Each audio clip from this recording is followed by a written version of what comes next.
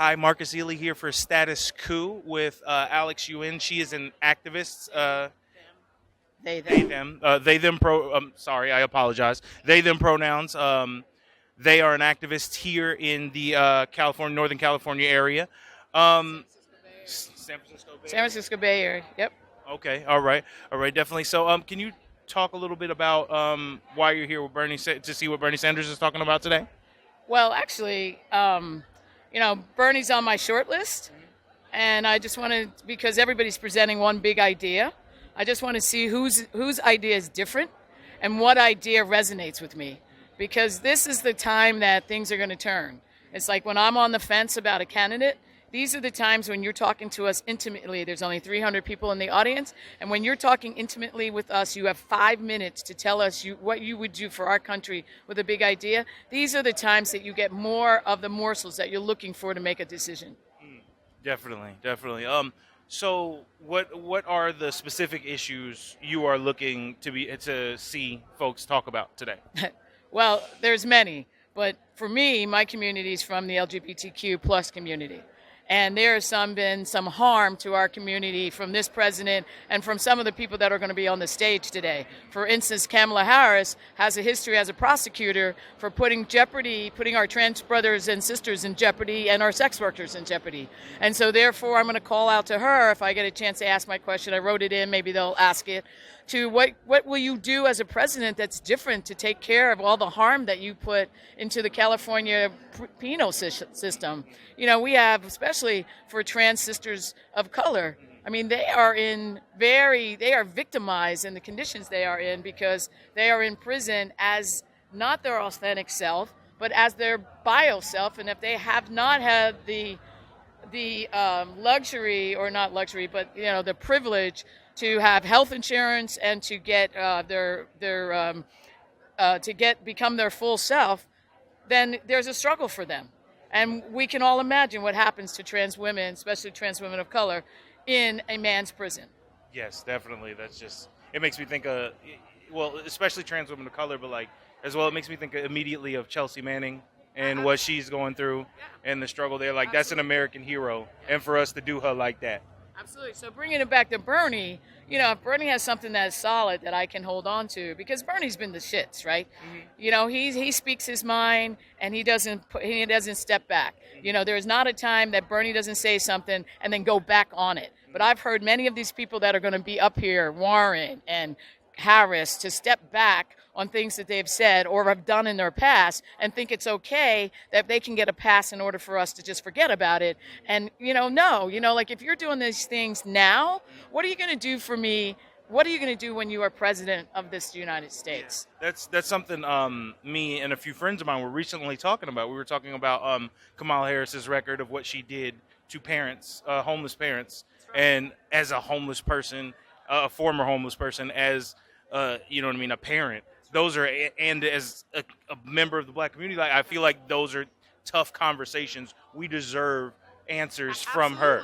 And even if it's just an apology, I apologize. There's things I've done in my past. I wish I could turn it around, but for my future, I will do something different. Yeah. I've not even heard that. Yeah, not even that much. And the thing is yeah, it's easy to say, okay, I oppose the trans ban. Oh, I oppose, what's happening to the equality of LGBTQ people. Plus, I oppose this. That's an easy pass. Mm-hmm.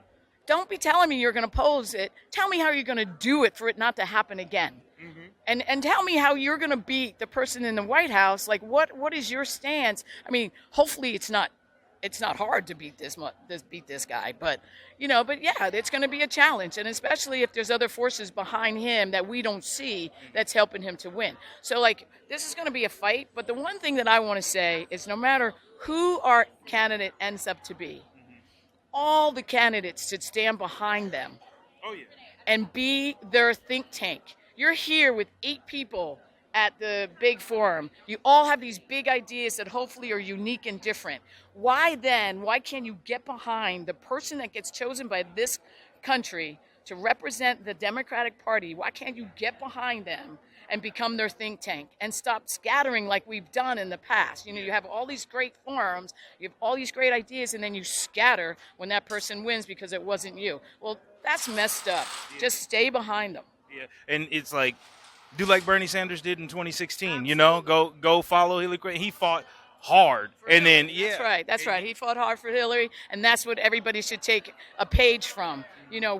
Fight hard. Get your constituents to fight hard for the person that's them, because otherwise, we have this motherfucker. Sorry, we have this guy in the White House for 4 more years, and I can't take it. He does nothing for me. I am African American. I'm a woman. I am a lesbian, and everything that I've worked hard to feel equal in this country is just it's just escaping right in front of me. Yeah.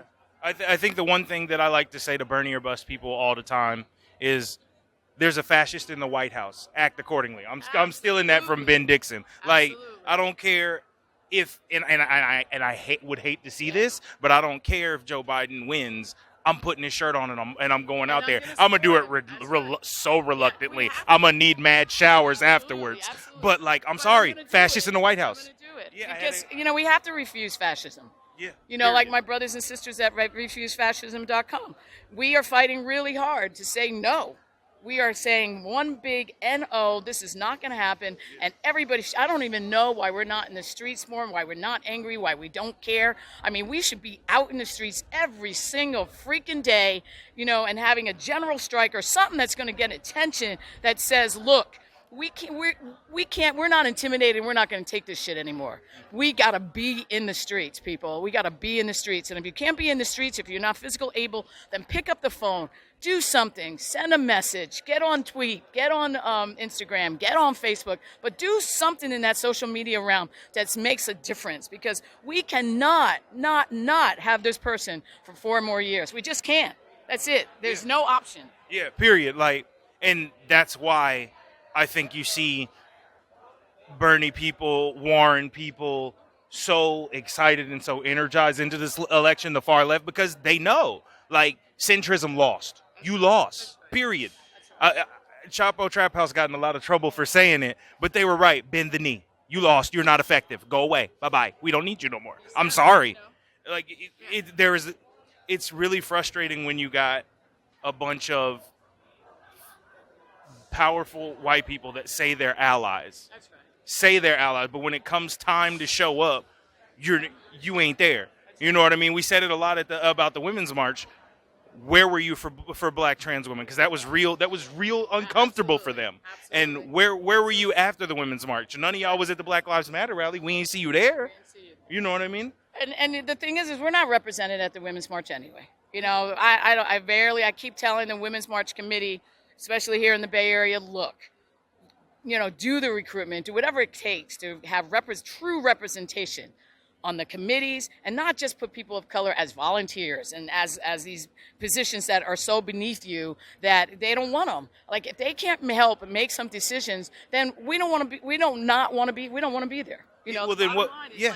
Put us where we can make some leadership decisions. Yeah. The point is, be using us, because you don't see us in the parades in the rallies anymore. You don't see us. Yeah. And then even seeing us, what does that do? How are you different from a white winger if that's the case? You know what I mean? You're just hiding behind people of color. It's, we support women of color, we support women of color, we support women of color. When it comes time to show up, I need you to show up. Oh, you guys are going in. Thank you so much.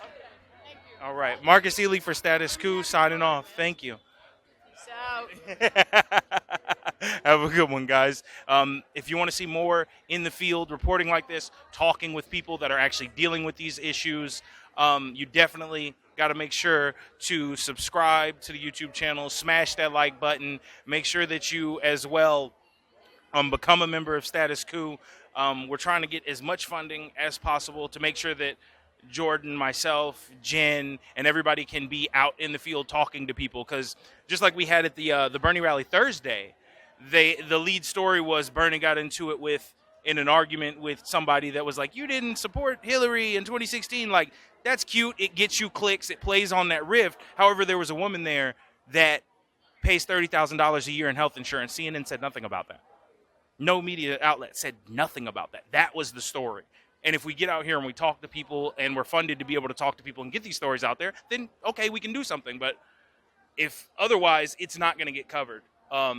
Folks don't. It's not that folks don't care. It's that they don't know. We don't talk to the poor people.